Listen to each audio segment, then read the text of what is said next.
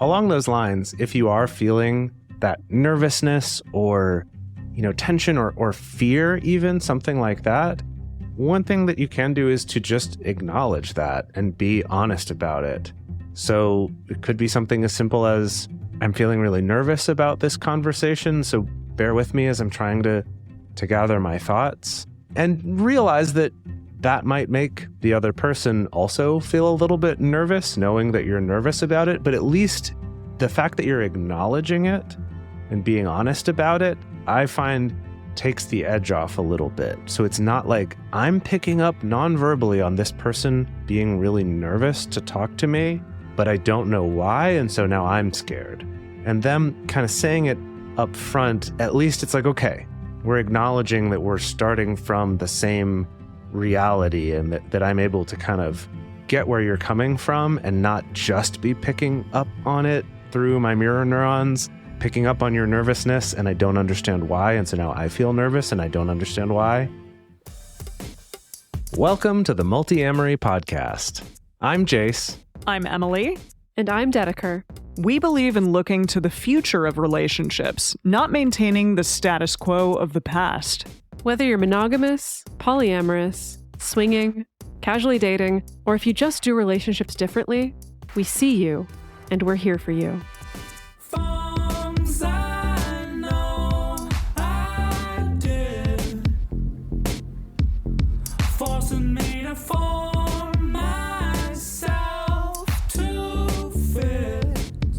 On this episode of the Multiamory podcast, we're diving deep into the world of uncomfortable conversations. We all know that in relationships, we often face the challenge of navigating through awkward discussions, dealing with topics like conflict resolution, boundary setting, vulnerability, or taboo subjects like money and sex. Today, we'll explore why these conversations are often uncomfortable, some of the maladaptive or bad ways we try to avoid difficult communication, and then discuss some strategies that can help you develop the courage to tackle awkward conversations in a healthy way. A couple weeks ago, we were doing an episode with our researcher, Kiana, and she uttered the words that I think so many of us fear in our relationships, and those words are, we need to talk about something. And this reminded me of what we're about to talk about today, which is how scary it can be to just even go there with a partner, to just even sit down and want to have a conversation with them that might be uncomfortable and challenging. Because truly, yikes, it's not a good feeling often. It's really rough. How many problems in this world could have been prevented by people just willing to have an uncomfortable conversation? Ooh, probably many. Well, for me, it's a lot of my job is working with clients who don't know how to have a particular conversation, or they know they need to have this conversation, but they're not sure how, or their relationship is falling apart because no one is having certain uncomfortable conversations. So much of it comes down to just the inherent difficulties of communicating. I'd say another way to ask that question is, how many TV shows and movies would have their plots completely removed if people had the courage to have challenging conversations? 90%. Yeah, at least. And these challenging conversations aren't just with our romantic partners, but it's also with family and friends, with neighbors, with coworkers. And a lot of them really boil down to just the need to work through conflict and disagreement. Also, dealing with things like making a request of your partner, that can be really challenging and really difficult to feel like you're able even to go there and make a request of someone else. Also, things like stating a boundary, yikes. Even knowing what your boundary is in the first place, but then being able to relay that to a partner or a friend or a coworker. Yeah, with the whole boundary thing, sometimes I think that we can end up in this weird sort of super hyper boundaried, I'm going to bludgeon you with this boundary conversation situations because it's been a little too awkward or uncomfortable to state our boundaries or our preferences earlier on. And now we've just felt like we've been taken advantage of or ignored or neglected, or we've built up resentment until we reach a point where we can't deal with it anymore. And now we have to do the, in my opinion, much more awkward interaction of suddenly swooping in with a super harsh boundary. I think that's a product of just not being sure how to have a slightly uncomfortable conversation. I think a lot of awkward conversations sometimes come out of just needing to disclose information. This comes up a lot in non-monogamous relationships in particular regarding how do I disclose about other relationships, about what's going on in other relationships? Because again, this is something we don't get a lot of social scripts to follow. And so it can be tricky to know how to navigate those conversations. Could just mean having to disclose some kind of vulnerable information or embarrassing information. You know, I work with a lot of clients who struggle with, I have a chronic illness or I have a chronic mental illness. And so when do I disclose that when I'm first starting to date somebody, for instance? You know, how do I know that it's going to be safe and that they're going to receive that when I don't know this person very well? Or something that comes up a lot is people needing to disclose things regarding their sexual health, their STI status, what safer sex practices they're using, what their sexual landscape looks like. And that also intersects with the fact that sometimes when we're disclosing information or working through conflict or making a request, it can also layer and get even more awkward if we're also having to tackle taboo topics or topics that we've been socialized to think are taboo. So things like money or sex or race or privilege or class or any number of these things that can just be uncomfortable to dive into. Yeah, another one is the coming out conversation that we just talked about a few weeks ago with Martha Kauppi. But if that is a decision that you want to have that conversation with someone, definitely there can be a lot of nerves and fear going into that, which can sometimes make that conversation more difficult than it could have been otherwise, as we talked about a little bit in that episode.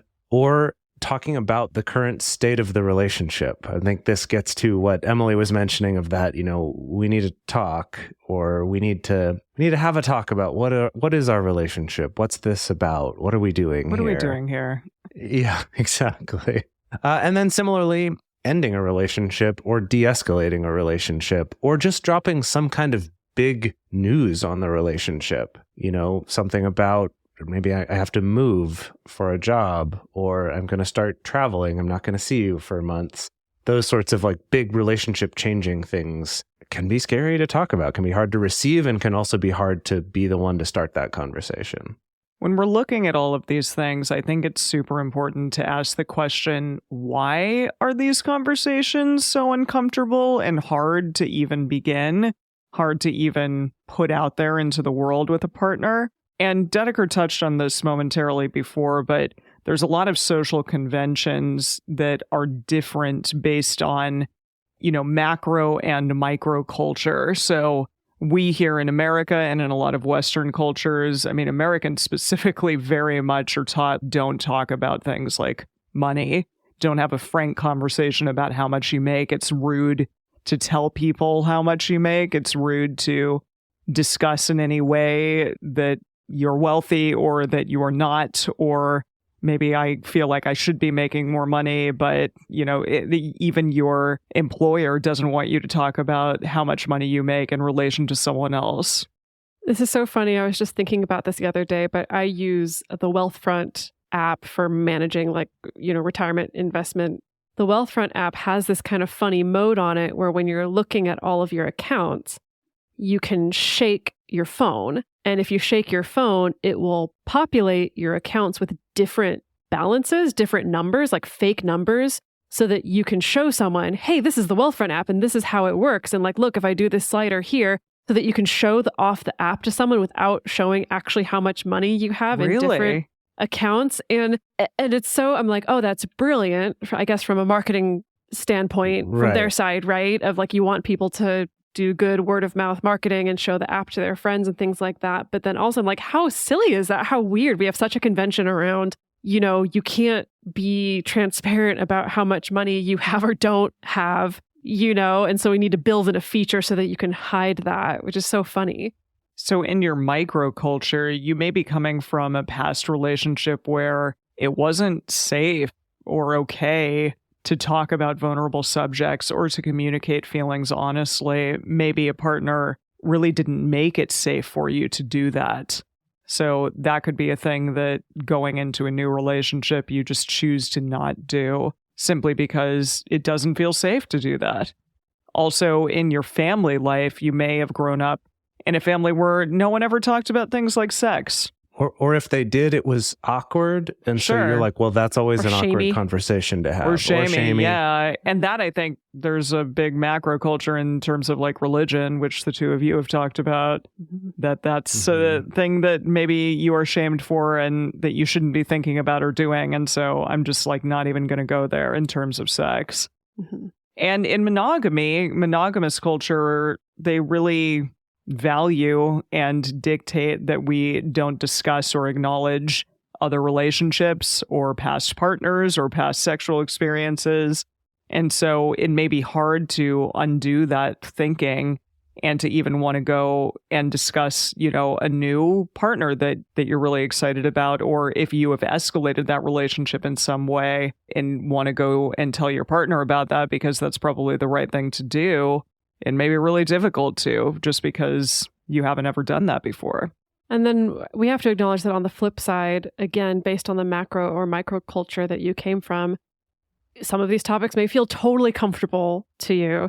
And that's totally okay, right? Like, it's okay for us to be different. Just kind of want to acknowledge that these factors can really influence a lot how comfortable or uncomfortable we are with certain subjects. So another thing that goes into making these kind of conversations awkward is, I think it's quite natural to come in with fear that it's going to impact the other person in some kind of negative way. Whether it's, I need to disclose my actual opinion about your cooking, and so I'm afraid that that's going to cause conflict, or I'm afraid that it's going to hurt your feelings, or I'm just afraid of rocking the boat. Or maybe it is, I'm afraid of like really setting off a big reaction and possibly an emotionally or physically dangerous reaction if that's been something that's either been present in that relationship, or sometimes if it's been present in past relationships as well, where, again, if you're coming from a romantic or a family relationship where disclosing vulnerable information has never been received well, or there's been a lot of blowback, that is going to affect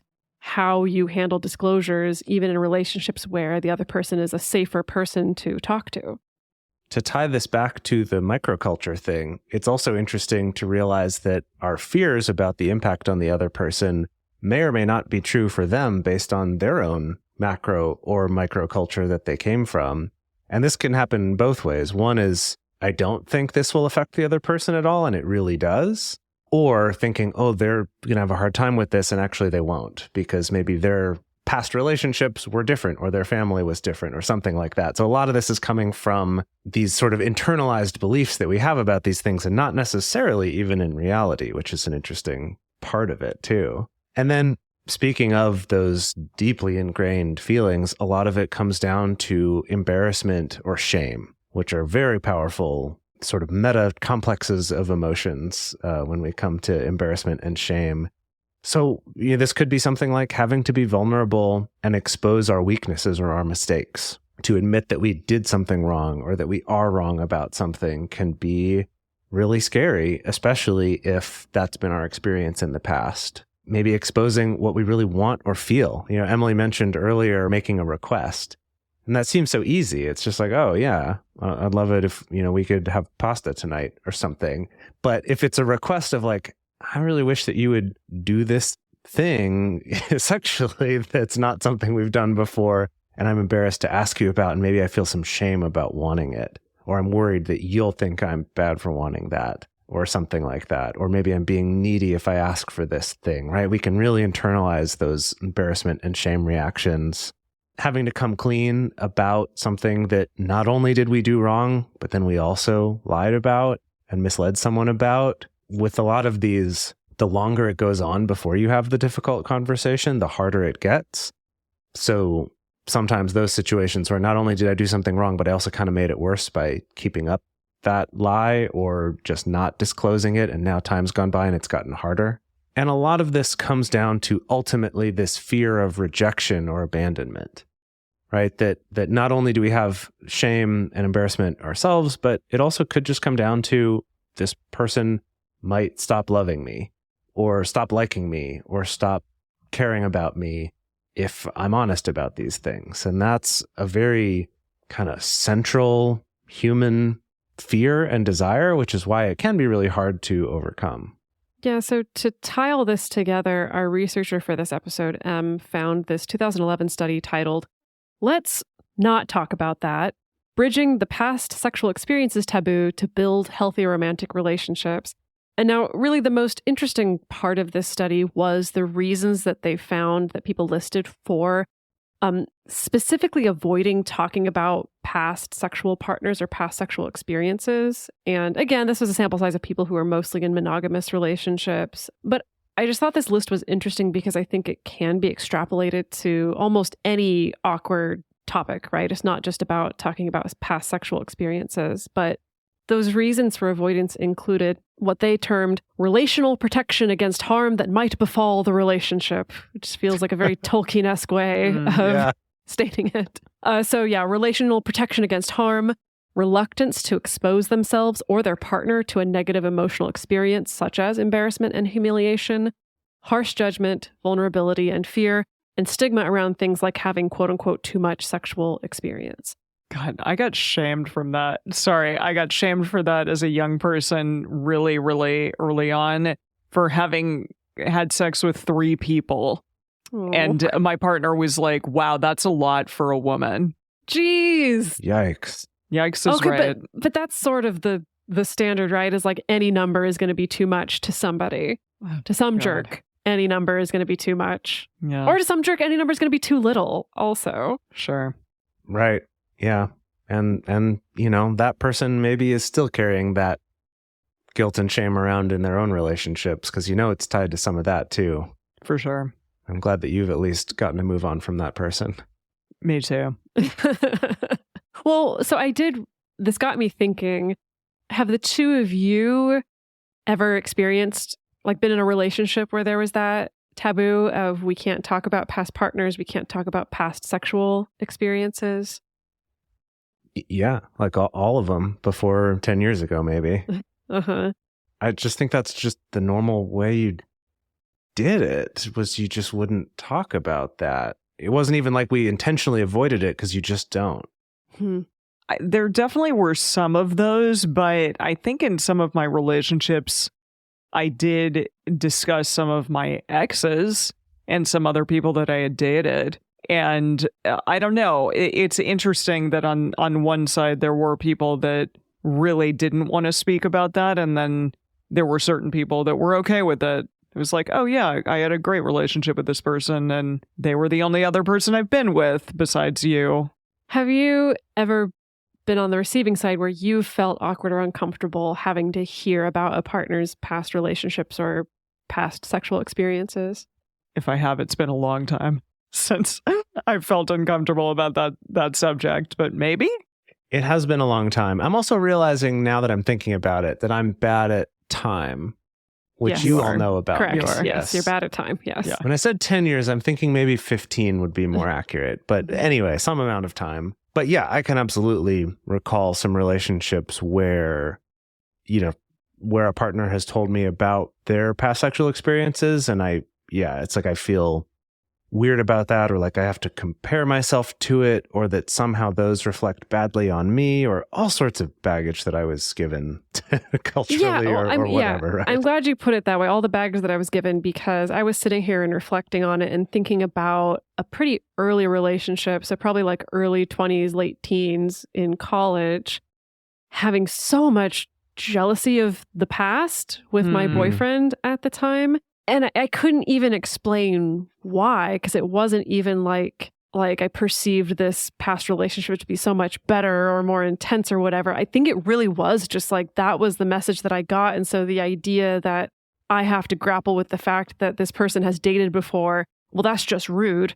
Right. Like just having to even have the information felt so rude and unnecessary to me, which is baffling. Yeah, I remember being really upset at Jase when we had started dating, but then it weren't going steady yet.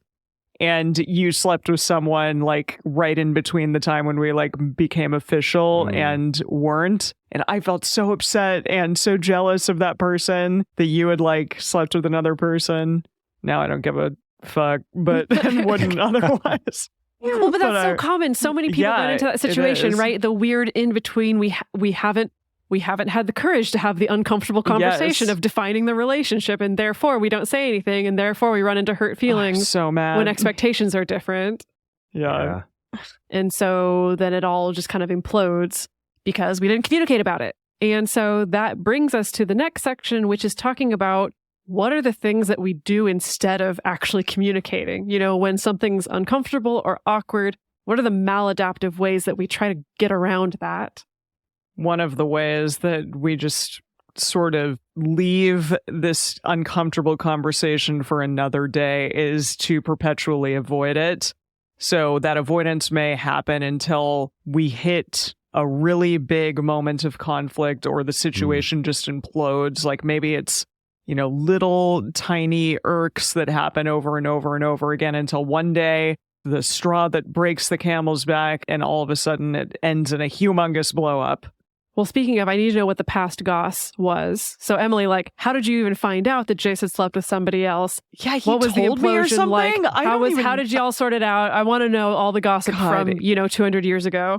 It was really, I think, I just remember my reaction to it and how I think it's really asinine now. Well, hold on. Did you, like, find out or did Jase tell you? I think Jase told me. Do you remember any of this, Jase, by the way? No, I remember this, yeah. Yeah. I know that I was upset because I was like, oh, if we ever like get married, then there's no like meet cute story because it will remain that Jase would have slept with someone else in the middle of like us starting to court and date and fall in love. Wow, because you were like plotting it out onto a rom-com. Apparently. Oh, when they would make the movie of our lives. Yeah. Yeah. Yeah, like, I can't, it's tainted in some way. Like, I remember having that freaking ridiculous thought process and discussion with Jase, which I'm sure he was like, wow, calm down. I mean, I don't know. Now I felt I'm bad like, about it. I mean, thanks for feeling bad. No, I'm kidding. Jeez. Yeah, no, truly. Looking back at it now, I'm just like, God, you need to chill the F out, truly. Well, no, but I mean, I think it makes sense. My read on it is my assumption is that, like, Emily, you had one expectation of what the relationship was now, and Jase, you had a different one, right? Yeah. And so you both acted accordingly with what that expectation was. Well, I was dating a bunch of people when I met Jase, like 4 or 5 people. And then when I met Jase, like, I stopped dating all of those people. And so I think my expectation was that he would not be dating anyone else either because we really liked each dating other. Other people just more slowly than Emily stopped.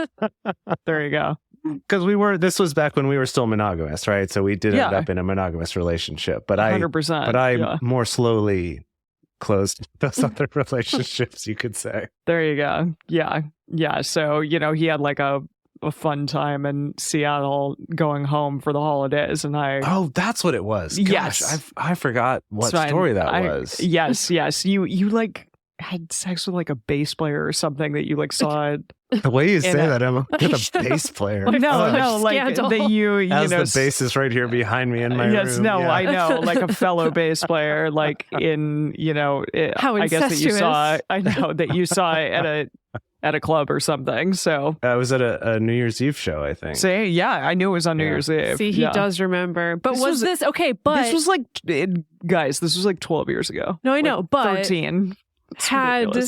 Had the two of you had any kind of discussion about what the relationship was at that point? I think at that point, like I found out when we were in a monogamous relationship and already like way after the fact. You found out. But this was before we had defined the relationship. Decision. Gotcha. Yes. Okay. Yes. Yeah. I found out. Yeah, I think there's a lot of different opinions on that out in the world. It's retroactive anger was done. Yeah. Man. That's all right. Well, yes. So I think this is interesting because when you're upset about something, you could just avoid it, or you could nurse resentment indefinitely and just quietly be upset about something and never discuss it. I'm glad at least that I discussed it because I was upset at the time. Yeah, even if in retrospect it was kind of silly. And also, you can also do things like lie or tell lies of omission and never really get into what it is that you need to discuss. I think this happens a lot in maybe like infidelitous situations where you just sort of aren't completely 100% straight with your partner about what's going on. And that becomes a lie of omission. And that becomes, I'm going to hand wave it away and not talk about it.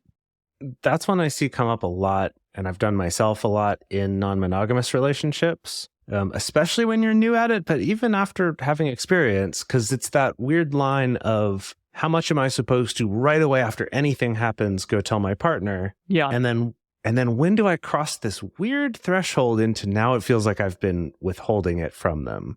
Like I've just not been saying it when I should have. And sometimes that's a hard thing to figure out where that line is, and then it can get weird once you're past it.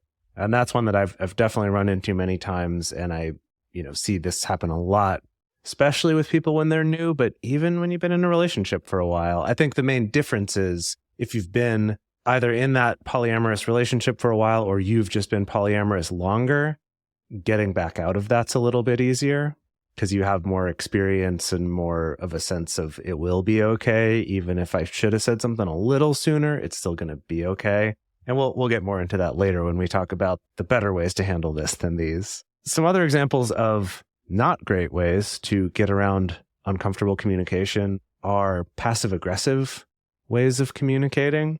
So this is if you have something that you need to bring up that is maybe really should be a boundary or is a request of I do want this thing from my partner, or I want you to stop doing this thing, or I want us to maybe have that define the relationship talk and we haven't, is to make these little passive-aggressive comments. And that could just be kind of like little weird comments, but it also could actually be kind of nasty, making, actually kind of biting personal remarks or insults, maybe even in front of other people, or it could just be shutting down and kind of giving someone the silent treatment with that sort of that classic sitcom, like you know what you did kind of thing, or just sort of pouting and acting out about something, kind of all of these sort of assuming they must know, they just have to, they have to be forced to get it. It's kind of the thing that comes behind a lot of this. I see this play out often in modern dating culture with the whole, well, he took 2 days to respond to my text. So when he texts me, I'm going to take 3 days to respond to his for tat text. bullshit. Yes. Like I can't just say to this person, hey, I like you and I'd be interested in maybe communicating with you more frequently. And would it be cool if we're more on top of texting each other or whatever? Like, yes, it's uncomfortable. We're not trained to have those conversations in the early stages of dating. Instead, we're trained to do the tit for tat and kind of play the game with people, right? I do think when people complain about kind of the dating game or playing games or whatever, I do think it is often the result of we can't just have plain ass conversations with each other or frank conversations with each other about what it is we want or what we're looking for, or, oh, that thing you did disappointed me, or, oh, I was hoping for something different. Yeah, definitely. And then in a similarly passive way of communicating is the old dropping hints, right? I think that the stereotypical example of this is, the woman wants her boyfriend to propose. And so instead she's like dropping hints rather than, I don't know, have a conversation with each other about what you might want to do with your lives or how you feel about each other and what makes sense. Instead, it's like, I'm just going to keep dropping hints because that's how it's supposed to work. Again, that kind of macro or micro cultural conditioning that makes us think you can't talk directly about a thing. And so what else am I going to do but drop hints? It reminds me of something that Eve Rodsky says in her book about domestic labor, the division of domestic labor, Fair Play, which is a book that I highly recommend and I cite quite often, that she makes this argument that if you are too uncomfortable to have a conversation with your partner about domestic labor or about what you would want to see, or if you're operating under the assumption of, well, he should know, I shouldn't have to be the one to bring up this conversation, he should just know, and that's frustrating. Like the argument she makes is, yeah, sure, you can choose to go this passive route of not bringing it up and not communicating, but the way you feel, you are going to communicate it in some way. Like, as in, you're going to communicate it when you heave a heavy sigh, when you notice that your partner has left dishes in the sink again, or you're going to communicate it when you go to fold the laundry and you're like huffy around the house. Like, you're going to communicate it in some way. Why not do it in a way that's proactive and empowered? But again, I think this is something that just we do we kind of choose different discomfort in order to avoid the other type of discomfort that comes from communicating frankly and directly. Well said. Right, which then can lead to that blow up like Emily talked about, where it gets to this point where you just can't handle it anymore. Or in those situations with any kind of passive aggressive or dropping hints or even that kind of huffing and, pouting kind of behavior, is that, yeah, you're communicating, but the message is probably not going to be received accurately, no matter how obvious it is to you. And so your partner might be getting that message, but the message they might be getting is, my partner doesn't like me anymore, not my partner wants me to do the laundry. Those are two very different messages, and there's no guarantee they're going to get that one if you don't have it directly. So another way that people tend to dodge uncomfortable conversations is, this is maybe akin to shutting down or stonewalling, but it's like giving really brief responses or really non-committal responses. Like, let's say if your partner has brought up an uncomfortable topic or a request, and so you just kind of like deflect from it a little bit. Like, I feel like this is like shutting down, but just like one degree above shutting down, right? Is really not fully engaging with the conversation. And then closely related to that, I think people can also choose distraction or deflection as a way to get around awkward conversations or uncomfortable conversations. So that could look like switch tracking away from the topic, right?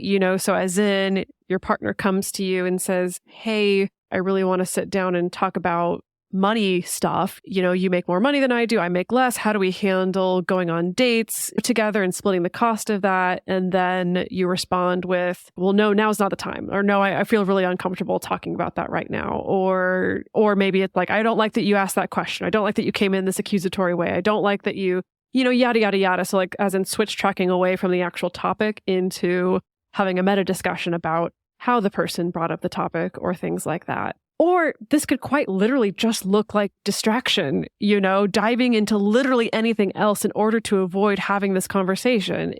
We dive into our phones. We get stuck just watching Netflix together every night. We decide we're going to get married. Yes, really, I've seen this happen where maybe a relationship isn't working and both people know that, but then it's like, well, maybe if we do this other factor, right? Maybe getting married will add in the thing that we're looking for in this relationship, right? Like, I think that we can distract and avoid topics for years. It's not only getting married, it's also things like having a kid, baby, or getting a pet, or moving to another country. I remember when I first studied abroad, we were assigned some books to read, and one of them was about basically dealing with culture shock and also reverse culture shock and kind of how to prepare yourself for that. And one of the things that book talked about, which to my, college sophomore brain was shocking and never even occurred to me, was talking about don't move abroad if you're doing it because your relationship is struggling. Like, this is not going to make it easier. It's actually going to make it a lot harder.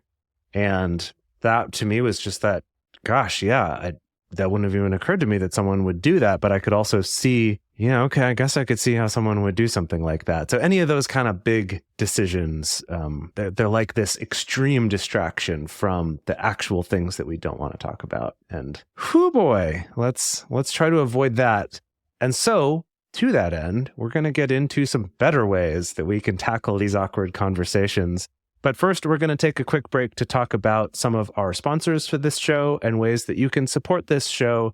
If you do value this information and it's meaningful and important to you, we love the fact that between our sponsors and our supporters, we're able to keep putting this podcast out there in the world for free every week, which is just such a fantastic thing to be able to do. And that's possible because of you taking a moment to check out the ads. And if any seem interesting to you, check them out. We really appreciate your support. And if you haven't yet, go check out our book at multiamory.com/book.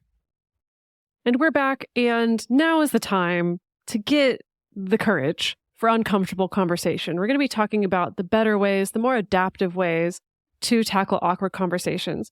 We have a big list of tools for you. You don't have to use all of them. Take the ones that resonate with you and that work for you.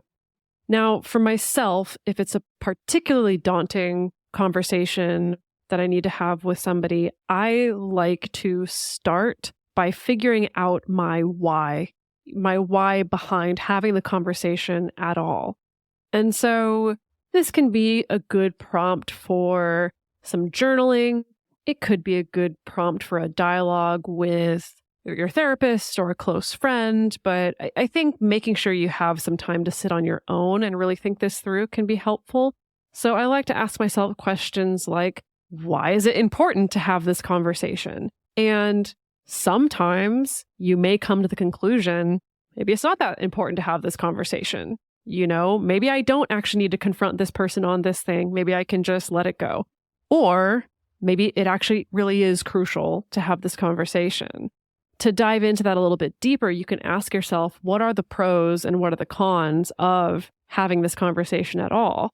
And similarly, what are the pros and cons of not having this conversation? What might I risk if I choose to continue not having this conversation? What might I risk if I just neglect having this conversation? That I think that can help at least put in perspective what's at stake here for you and can help motivate you to face that discomfort, right? I think you need to have a good reason to face the discomfort because it's always going to be a lot easier at the end of the day to just be comfortable. Yeah, I think that's such a great reminder of the fact that not having the conversation is also a choice. That sometimes we think, oh, I'm just going to kind of avoid making the choice to have that conversation. But by doing that, you're also making a choice to continue the life where you haven't had that conversation. So making those pros and cons is a really great way to make that clearer to yourself, that by not having the conversation, you are choosing to keep going the way you're going right now. This next way to tackle a awkward conversation is one of my favorites and one that I've done quite a few times. And it's a classic. You could write a letter ahead of time. And I have written letters to people regarding challenging conversations that I have both sent and not sent. And I think that's really crucial because, again, like Dedeker said in the last one, if you find once you've sort of put your thoughts together in written form, and that's often how I really like to think, is writing it down. It's a little bit easier for me than just sort of talking it out one-on-one, but to really like get your thoughts together in a cohesive manner first and really know like how you're going to approach this conversation. But sometimes you might find when you do that it's not actually something that you are as upset about or really need to talk about. And maybe just that simple act of going through getting your thoughts down and really like being clear about what it is that you're upset about, that will sort of relieve you of those feelings in a way, or kind of show you that, hey, I maybe need to work on this thing a bit myself. And maybe what I'm really upset about is my own shit and not necessarily my partner's or this other person's, even though I may be projecting it onto them that they're the ones doing something to me. I think that's really crucial to get a handle on as well. Yeah, it's funny. I remember a time years ago when Dedeker did something that upset me. I don't even remember what it was, but I wrote down. Could have been anything. Many things. Yeah. Terrible I mic wrote technique. down, just on my phone, like wrote a note for myself in my little journal about it. And it was like paragraphs and paragraphs and paragraphs about how upset I was about this thing. But I also knew, and we'll talk about this a little more in a sec, but I knew that we had a radar coming up in maybe a week or so. So I knew there was going to be a time to talk about it. But I wanted to make sure I wrote it down so I knew what I needed to talk about. And two interesting things happened. One is that by the time that radar happened, I was much less upset about that thing. And so it was actually a much simpler, easier conversation than I thought it was going to be when I had originally written it. But also was that having written it down did help me before that radar to check back in and be like, do I remember the things I did want to address, and was able to evaluate which of these are actually the important parts and which was just me being upset in that moment. And so I think there's both advantages, that sometimes you're more calm afterward, but also you still remember, oh yeah, these were the thoughts that were important to me. let's make sure we address the core of those to help make actual improvements moving forward. And the fact that I don't even remember what it was, I guess means that it worked, right? It's not like that's come up over and over again now. Yeah, one of the, I think, great things about radar is the idea that ideally you're coming into it when you are more physiologically calm. And especially after a really big blow up with a partner, it's so great to give yourself some time to chill the fuck out, because really that tends to be a thing, I think, when we're going into conversations that are challenging, when we're at our worst, or when we are really emotionally charged in a physiological way, we can say things that we don't actually mean, or that we could be putting better, or if we have those underlying hurts, they may come out in those really vulnerable, angry moments. And that's probably not like the greatest thing or time to do that. So if you can come to these conversations when you are physiologically calm, that is super ideal, because you don't want to be adding more fuel to the fire when it's already going to be potentially kind of challenging to even have this conversation in the first place. As calm as you can get, right? Because Sure. we can acknowledge that if you have something awkward or scary to share, like your body's probably going to respond. You're probably going to be at least a little bit sweaty, or your heart might be racing a little bit, or your body might be fidgeting. And like, that's okay. I think we're just talking about distinguishing that sort of little bit of adrenaline activation from I'm in the middle of a knockdown, drag out, angry, tearful fight with my partner, and now's the time that we're going to sit down to have this super awkward conversation or this really deep disclosure, things like that. But as many things as you can control for as far as getting yourself and the other person as calm as possible is probably a good approach. Along those lines, if you are feeling that nervousness or, tension or fear, even something like that, one thing that you can do is to just acknowledge that and be honest about it. So it could be something as simple as, I'm feeling really nervous about this conversation, so bear with me as I'm trying to gather my thoughts, and realize that that might make the other person also feel a little bit nervous, knowing that you're nervous about it. But at least the fact that you're acknowledging it and being honest about it, I find takes the edge off a little bit. So it's not like I'm picking up non-verbally on this person being really nervous to talk to me, but I don't know why. And so now I'm scared. And them kind of saying it up front, at least it's like, okay, we're acknowledging that we're starting from the same reality, and that I'm able to kind of get where you're coming from and not just be picking up on it through my mirror neurons, picking up on your nervousness, and I don't understand why. And so now I feel nervous and I don't understand why. That just saying it up front can help. Another version of that is to say, I feel scared to say this out loud, but I'm going to do my best, is another one. So then it's not so much nervousness, maybe that's there too, but this idea that you're acknowledging the fact that this is vulnerable and that this is scary for you to say. And so it kind of puts them in the place of being able to support you more.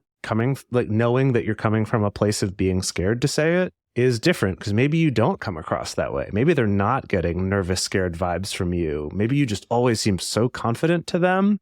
So they might react very differently to you than you expect because they don't pick up on that. So again, it can be really helpful.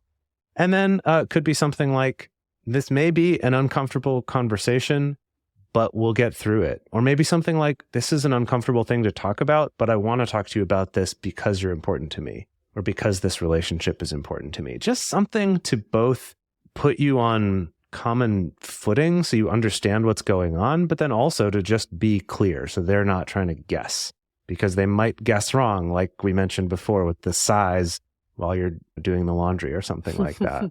So I also like to give people formulas to follow. I know for myself, sometimes I'm just super overwhelmed by how do I even begin? And I get a little bit nervous that if I just head into an uncomfortable conversation without any prep, that, I don't know, I'm going to babble, or I'm going to clam up, or I'm not going to say the things that I wanted to say, or I'm not going to hit the important points that I wanted to hit, or they're going to misunderstand me, or maybe I'm going to get too nervous and not be able to speak, So I like to at least have some sort of formula to follow to at least have a starting point. It doesn't mean you have to follow that formula when you're actually having the conversation. Again, some of this can just be what you journal about as your prep for heading into this conversation. So there's a lot of great formulas out there to follow.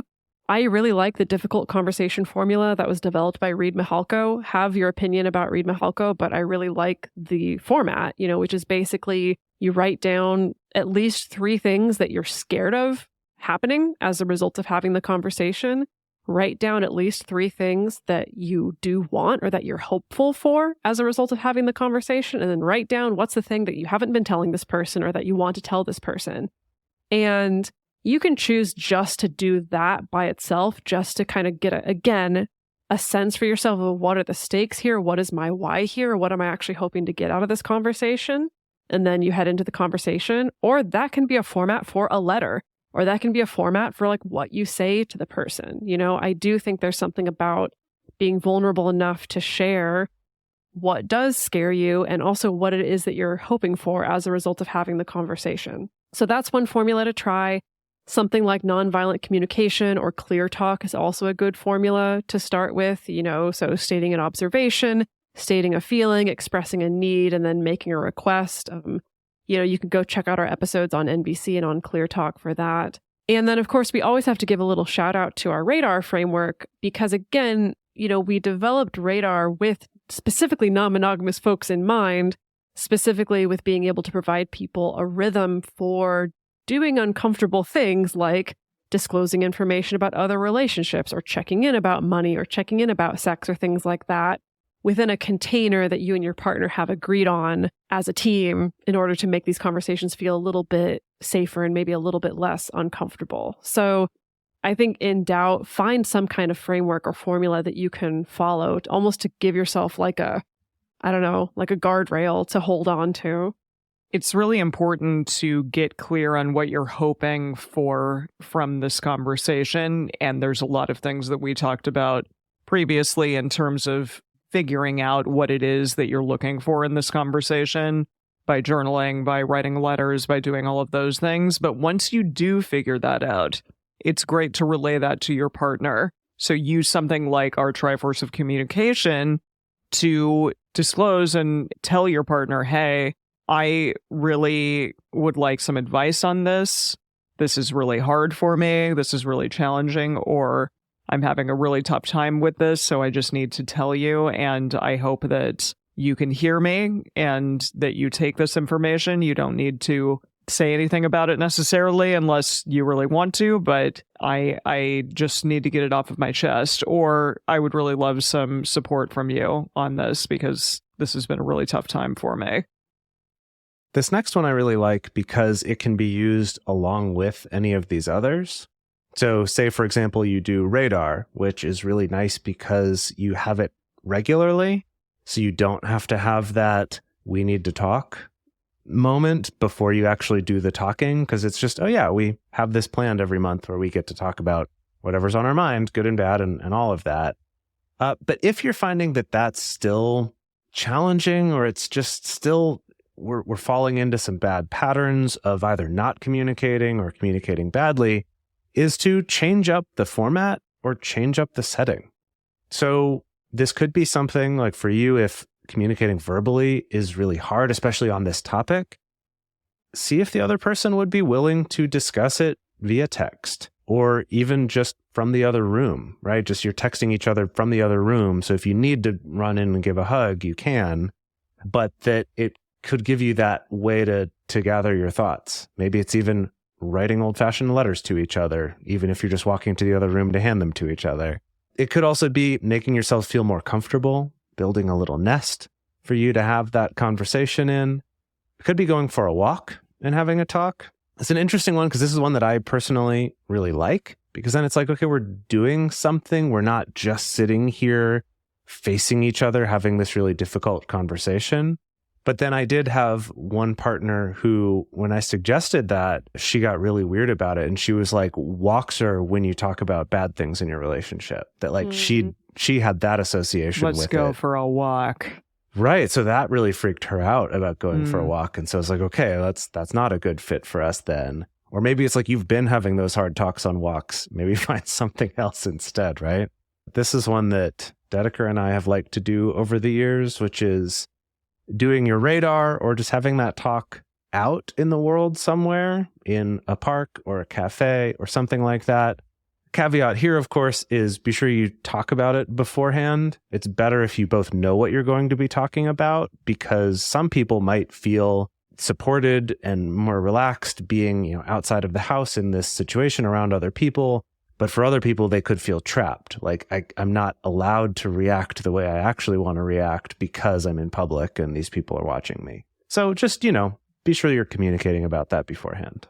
It's really important to remember repair. And I specifically am talking about preemptive repair. So as in the ways that we sort of preemptively, try to create a sense of we're on a team and things are safe and things are okay. So as in, it could be something like, hey, I know that you have tried really hard to make me feel safe, to be honest. And I also still feel scared having to be honest with you right now, because I know some of the drawback of sharing feeling scared is then some people can take that personally of like, what, am I doing something to scare you? Or, what, have I not been safe enough? So something like that can be helpful.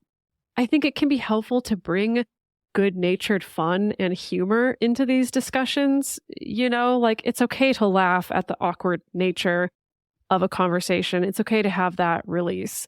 I think especially around awkward conversations like having STI or safer sex conversations, especially if it's with a newer partner, someone you haven't had this kind of conversation before. Like, I think it's okay to be playful as long as you're getting the message across. It doesn't have to be super serious doom and gloom necessarily. If you're the one who is receiving the disclosure or the communication from the other person, if you're on the receiving end of this challenging talk, all of these things are really important as well. It's important that ideally you are a person that your partner feels safe enough to come to when these things are happening. We talked about this a little bit in our Safer Spaces episode, and I think that's hard, especially if you have past instances of maybe that not going as well. It can make it sometimes more difficult for you or your partner to want to come to each other and have these types of conversations. So if you want to do better in the future, you can acknowledge that, you have your own feelings that are coming up, and also make an effort to acknowledge that the other person is making an effort in this conversation and trying to, tell you something, even though it's difficult. So you can say things like, I really appreciate you sharing this with me, even if you are having a hard time with it, or thanks for bringing this up. Our good friend Phoebe Phillips, who does the Polyamoring blog, she talked about this script, which was, thank you for your honesty. And even if something is really challenging to hear, just thanking your partner for them being honest with you about something, because that's, a nice acknowledgement. You appreciate that your partner had the courage to be vulnerable enough, but also be honest with you about something that's challenging for them. So just acknowledge that, even if it is difficult for you internally. Yeah, I love that one. Just the thank you for your honesty somehow to me works so well, because it's true. And it is really like the thing I appreciate is the fact that you were honest with me, but it's also neutral enough that it's not like I'm saying, oh, we're all good just because you told me, or I'm fine. It's like, no, it leaves some room for, I might be having a reaction, but at the end of the day, I do want you to know I appreciate that you were honest, even if I don't like it right now. And I do think that's such a key part of that. So I do really like that one. To go back to something that Emily talked about earlier about, say you've had this big argument or this fight or something, giving yourself some time to regulate, calm down, things like that before you try to have the more serious, honest conversation about it. The other is in the middle of that. If you start getting too activated to the point where you're just losing your cool, or, getting angry or sad or whatever it is, take some breaks. Maybe take 5 minutes or half an hour or whatever you need. As always, we recommend you don't take more than what is it, 12 hours is kind of our usual. More than 24 hours? 24 hours, I think. Yeah, more than a day, ideally. Yeah. But ideally, I think this would be a short enough break that you could continue that conversation so you're both not having to kind of sit in that suspense of not talking about it, unless you really need that time just logistically of, okay, we don't have time because I have to go to work or something, which sucks. Ideally, you can time this so that you're not trying to have this conversation when it's going to be interrupted. But if you need to, take a break. And then also, of course, get some professional help if you're able to. It really can go a long way toward helping with these challenging conversations to have that external point of view. This reminded me of something that you actually talked about, I don't know, maybe at least 5 years ago now, Jase, but that you had a family member who was going to marriage counseling before getting married, and they realized through that marriage counseling that their lives were sort of moving in different directions, and they ultimately decided to not stay together through that marriage counseling. But I think that that's a really important thing to realize, is that sometimes when you do get professional help, you realize that, hey, that really difficult conversation that we're now able to have because we're in this place with a professional where we feel vulnerable and good enough and courageous enough to sort of work through that. And we realize maybe this isn't the scenario that we want to be in anymore, the relationship that we want to be in anymore. And it is okay to break up in those situations, but sometimes it's important to go through that because that may be the only way that you can even reach those times of, I'm going to have this difficult conversation with a partner. Yeah, and that's something that a professional can also help you to get to that place for yourself too, to realize that perhaps this difficult conversation is one that either intentionally will end this relationship or has a possibility of causing this relationship to end, that even though that might seem like a failure somehow, if you're looking at it from that outside point of view of any relationship ending as a failure, but actually that might be the best thing. It might even be your goal in this case. But being able to have that sooner and more honestly is ultimately going to be better for everyone in that situation, you know, assuming that it is well thought out and that you're not doing it as a reaction to NRE, as we've talked about before. I wanted to drop in a caveat that if you're getting professional help, especially if you're going to therapy with a partner, and if you have something that you need to disclose and you don't know how to tackle that conversation with a partner, it is good to enlist the help of the therapist. Bear in mind that certain therapists and counselors, based on their training, may refuse to keep a secret for you. So, as in, when you are ready to enlist their help, you need to be ready to disclose, right? Like, it's probably, it may be unlikely that you disclose something to a therapist. And I'm talking things like, I've been cheating, like I'm having an affair, or there's this big bombshell that I've been keeping from my partner, or secretly I want to break up with my partner, but I'm not going to tell them, right? That a lot of therapists will not just be like, okay, fine, we'll continue couples therapy and I'll just hang on to that secret for you until you're ready. You know, like there's something to bear in mind, that a good therapist will be there ready to encourage you to have that conversation, and maybe even have that conversation while you're there with help.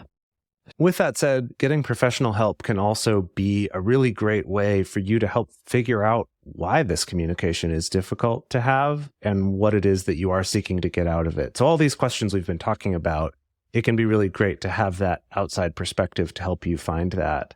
And then another thing to keep in mind with all of this is that even if you do all of this work and do your best to communicate honestly and clearly with the other person, whether that's a family member or a coworker or a partner, there is the chance that that person will be unwilling to communicate with you on that respectful, honest level. That might be something that they're just unwilling or maybe even unable to do. And then just be aware that there's not some magic bullet way that you can phrase something that will always get the reaction you want, right? There's at least two people involved in this conversation when you have it. So just bear that in mind, and that might be a deal breaker for this relationship, or it might be something you need to work on together, or that they need to work on individually with a professional. Just be aware of that this isn't something you can completely solve one-sided. And last but not least, I like to do affirmations sometimes if I really need to pump myself up. I think this book ends nicely. We started this list talking about finding your why. And I think if you do that work of finding why it's important to you to have this uncomfortable conversation, that can help feed into what might be a good affirmation or a phrase that you can repeat to yourself.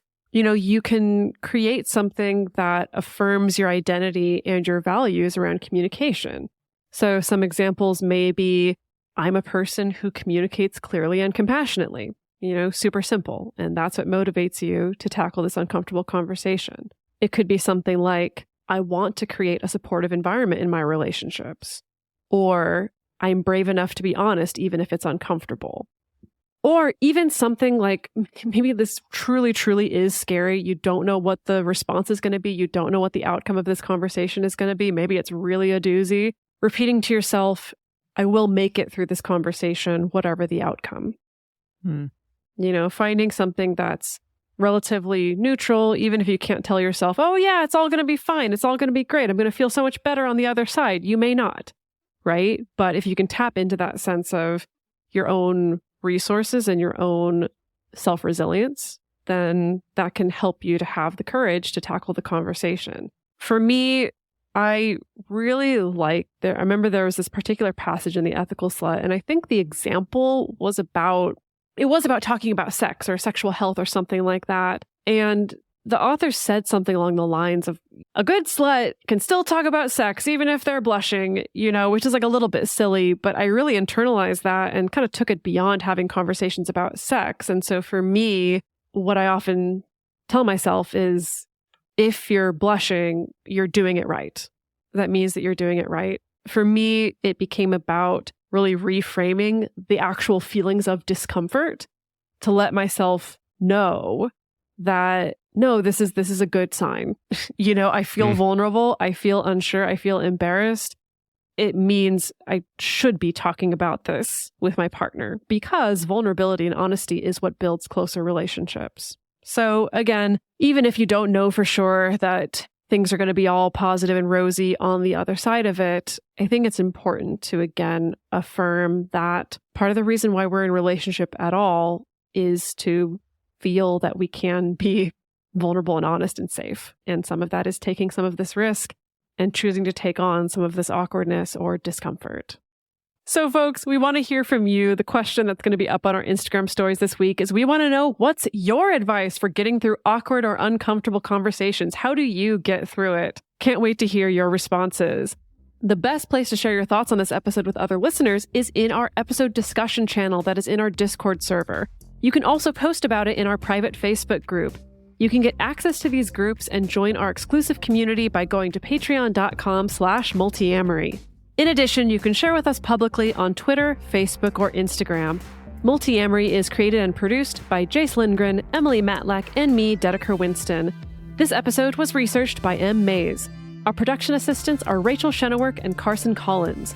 Our theme song is Forms I Know I Did by Josh and Anand from the Fractal Cave EP. The full transcript is available on this episode's page on multiamory.com.